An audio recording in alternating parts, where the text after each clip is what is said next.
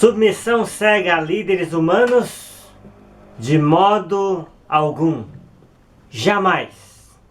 Mas toda aceitação e respeito, honra, consideração, apreço e reconhecimento com aqueles que são verdadeiros cooperadores e obreiros. Amém?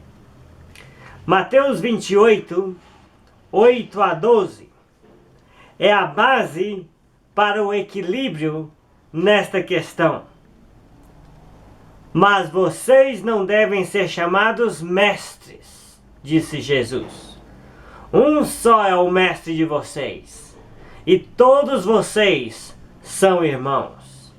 A ninguém na terra chamem pai, porque vocês só têm um pai, aquele que está nos céus. Tampouco vocês devem ser chamados chefes, guias, porquanto vocês têm um só chefe, um só guia, o Cristo.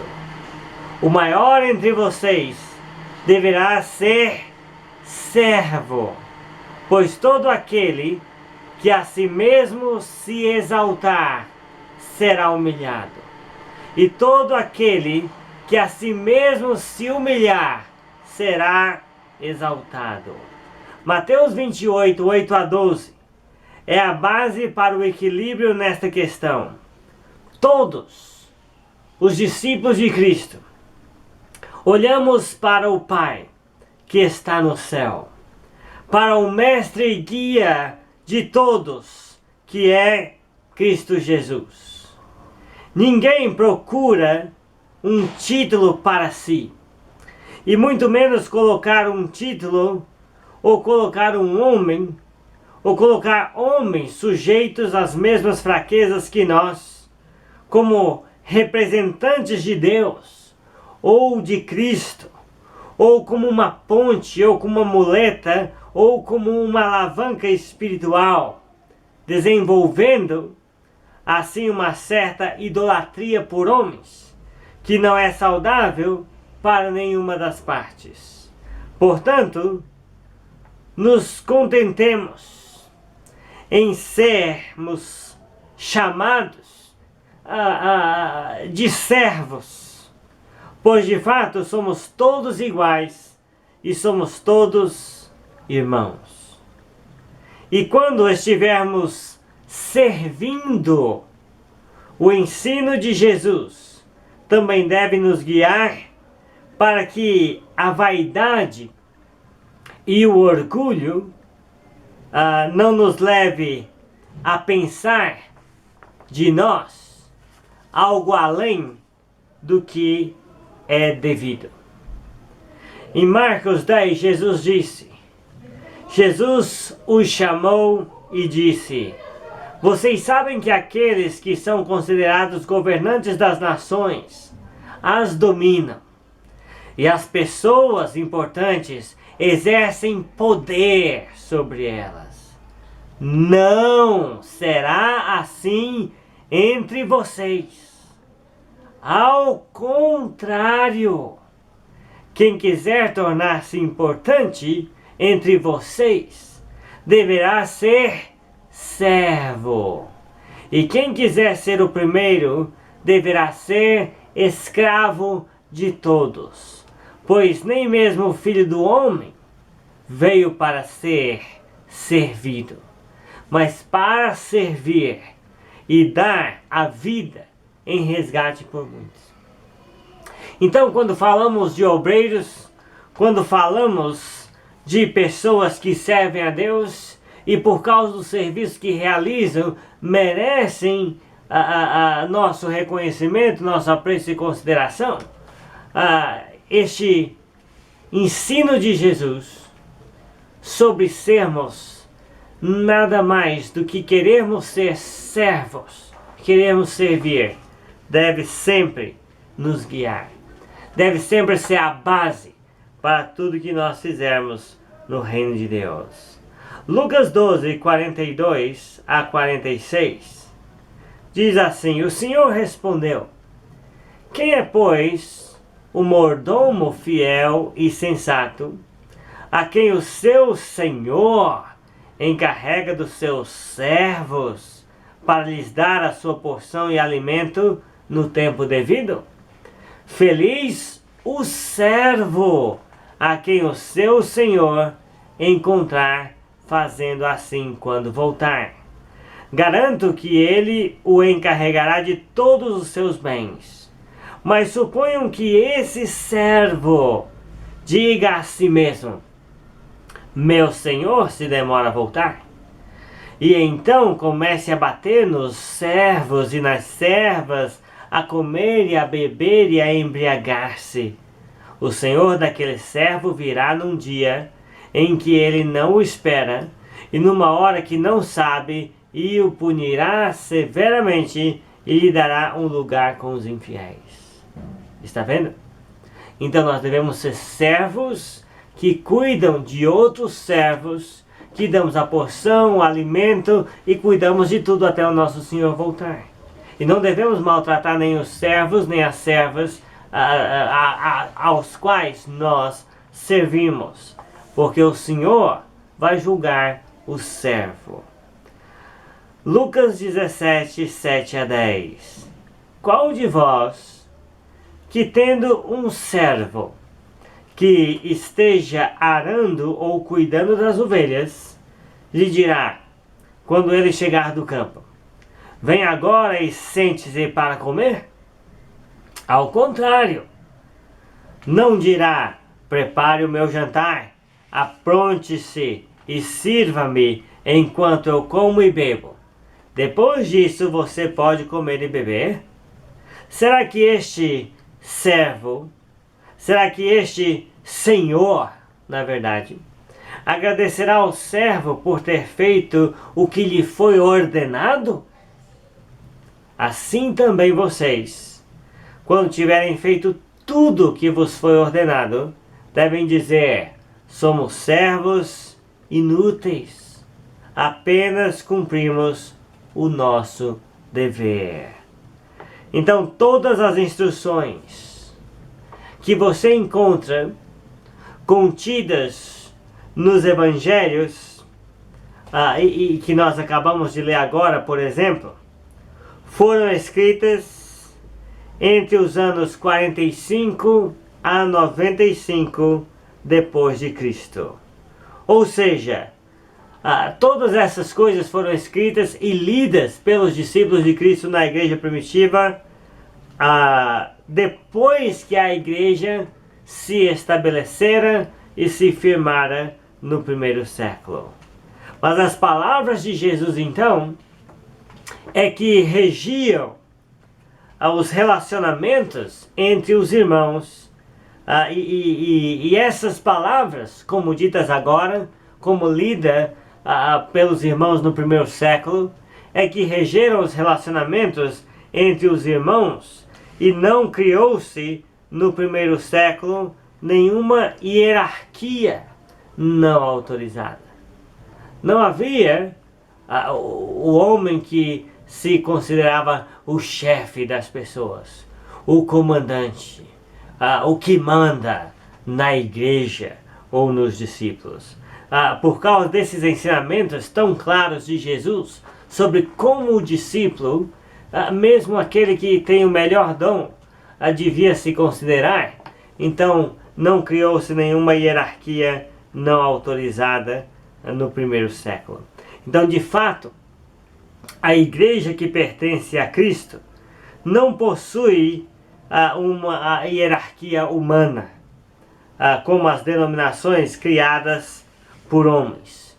Isto não significa que não exista uma forma de governo de Deus na igreja sobre a terra. Efésios 4, 11 e 12 diz: Ele mesmo concedeu uns para apóstolos, outros para profetas, outros para evangelistas e outros para pastores mestres, com vistas ao aperfeiçoamento dos santos para o desempenho do seu serviço, o serviço dos santos para a edificação do corpo de Cristo. Os servos usam seus dons diversos que o Espírito distribuiu para que o corpo seja suprido de tudo pelo cabeça, de tudo que precisar. 1 Coríntios 12, 25 e 26 diz: assim cooperem para que não haja divisão no corpo.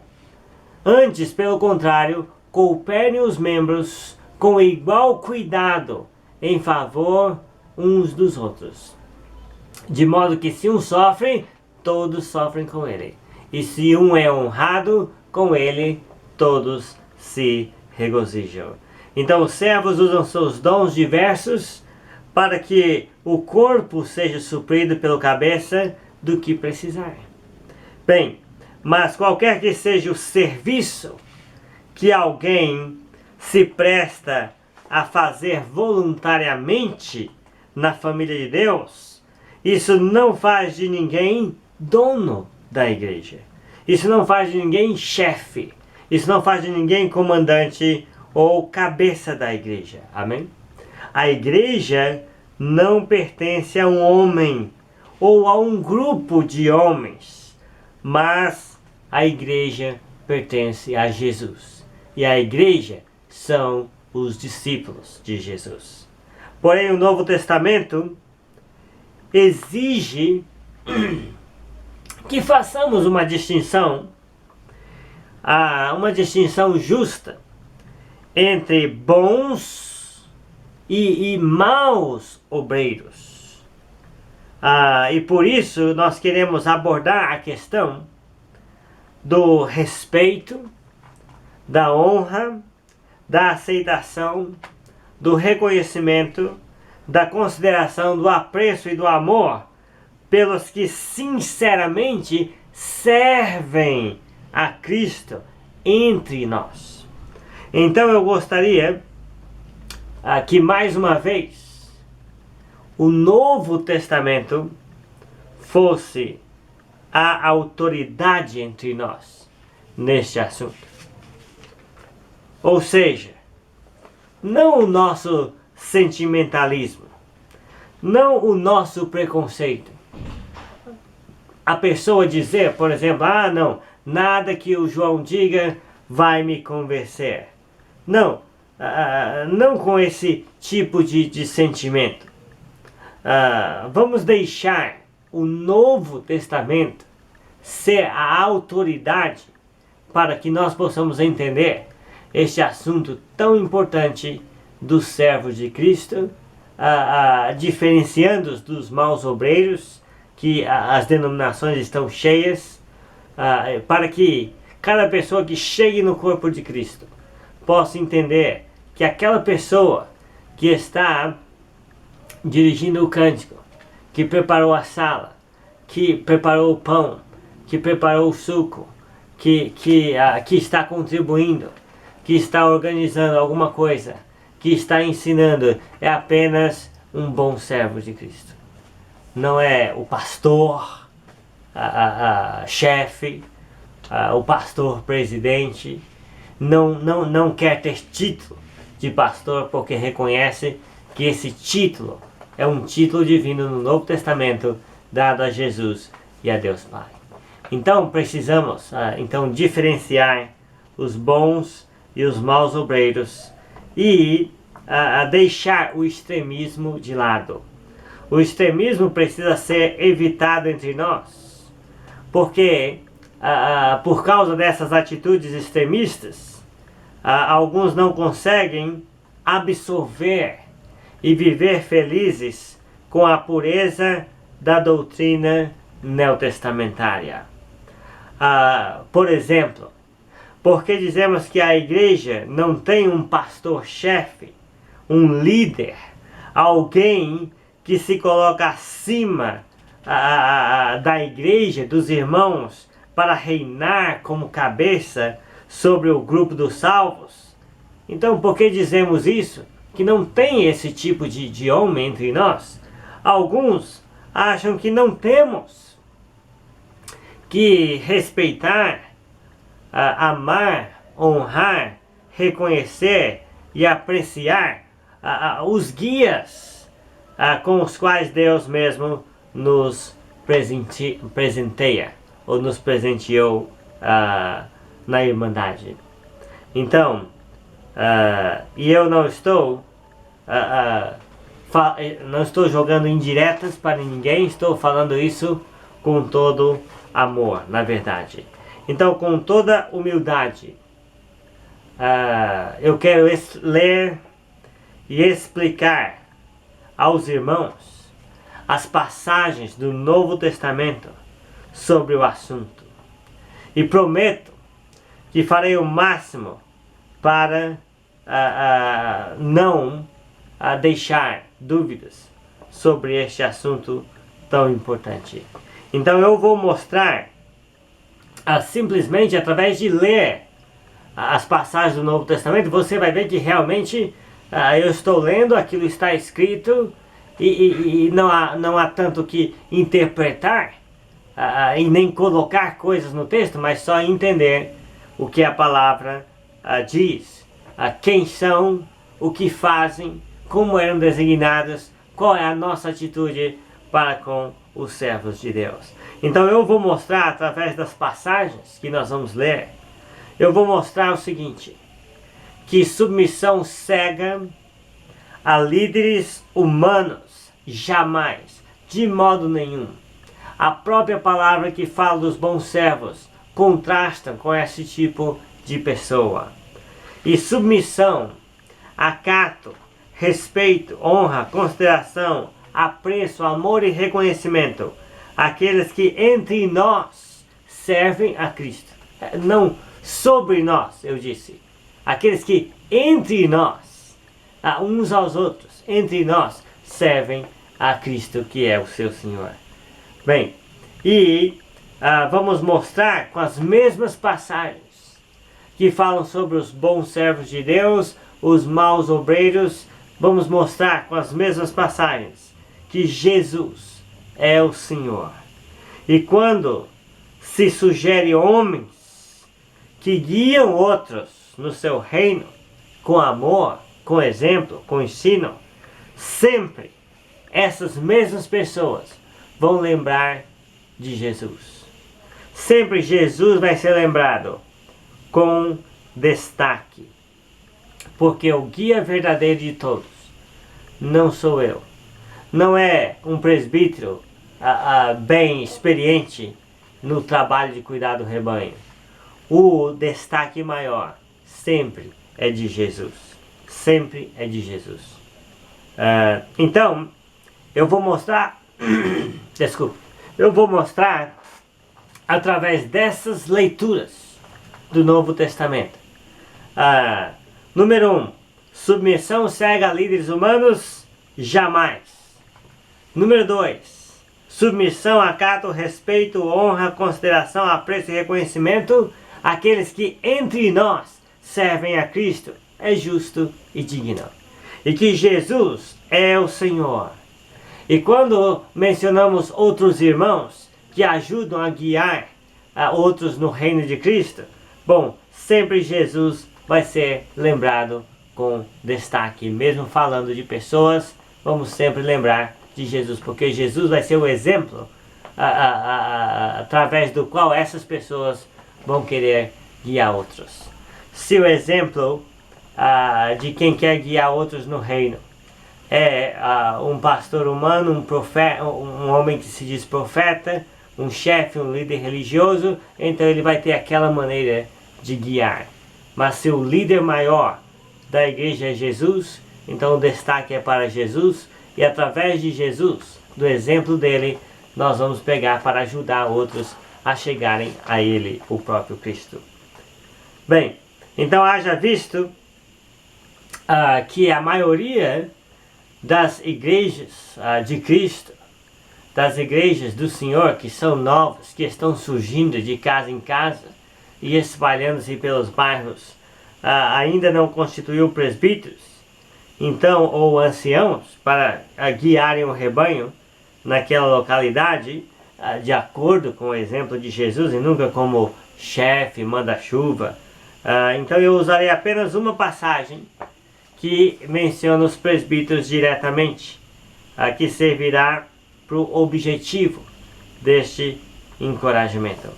Então, vamos iniciar agora uma série de leituras do Novo Testamento.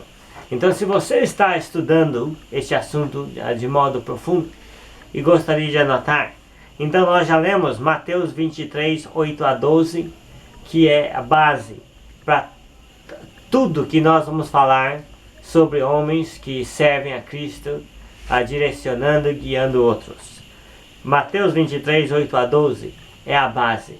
Era o que os apóstolos tinham como base para orientar os servos que iam ser usados por Deus para guiar a igreja naquele período. E também Marcos 10, 42 a 45 também oferece uma base. Lucas 12, 42 a 46 e Lucas 17, 7 a 10 foram as passagens que eu li, falando que nós somos servos. Nós somos servos de todos. Que entre nós não exercemos poder. Nós não dominamos as pessoas. Nós servimos. E nós não devemos ser maus servos e maltratar outros servos. Porque Deus vai nos julgar como servos.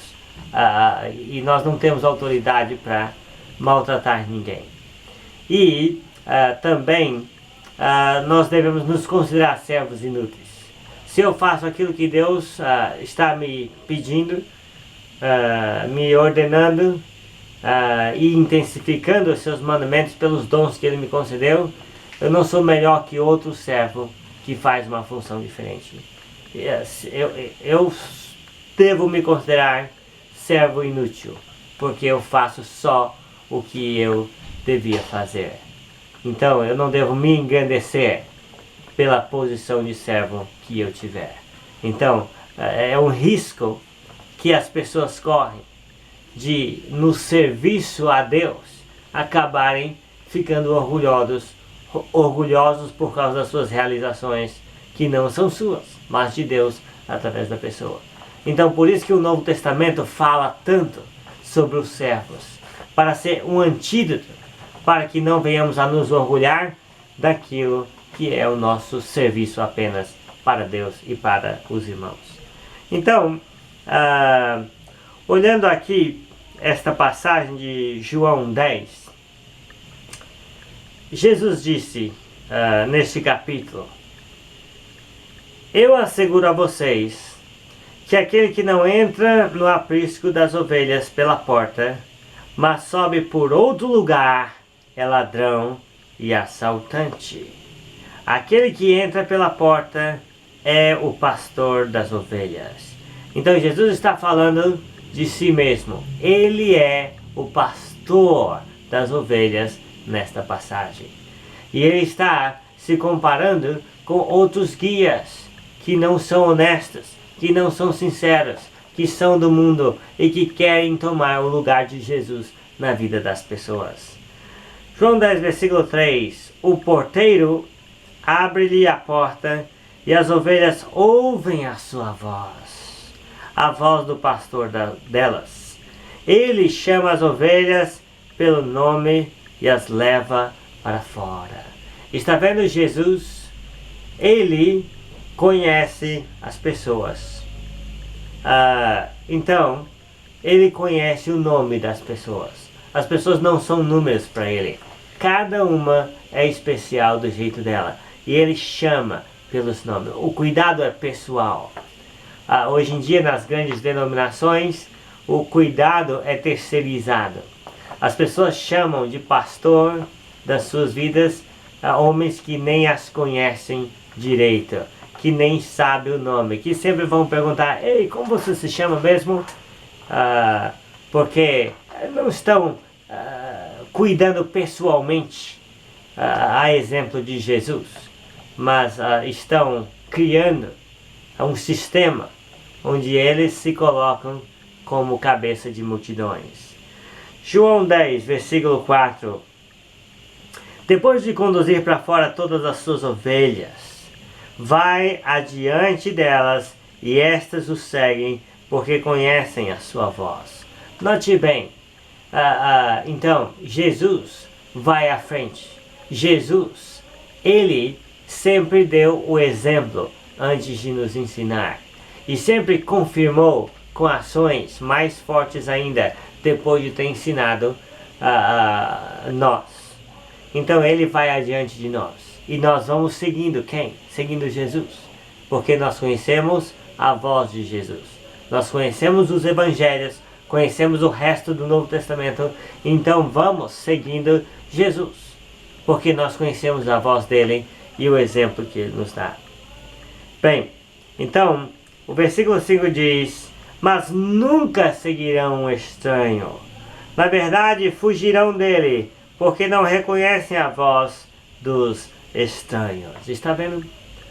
Então, muitas pessoas dizem que querem seguir Jesus, que estão seguindo Jesus, mas ouvem a voz dos estranhos.